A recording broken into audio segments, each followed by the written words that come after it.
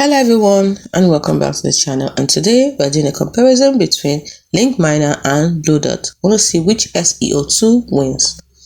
Are you struggling to analyze backlinks and track competitors? Today we're comparing two powerful SEO tools, Linkminer and Bluedot. Which one should you use? Let's find out.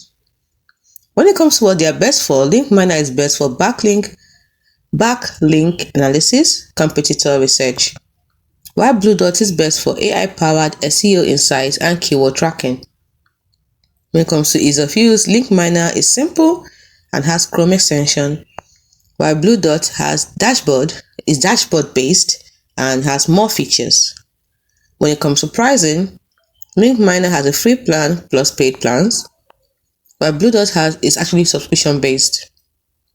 When it comes to AI features, Linkminer has basic backlink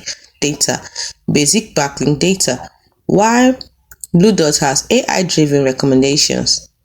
When it comes to speed, Linkminer has fast checks, while Bluedot is slightly slower but has more data.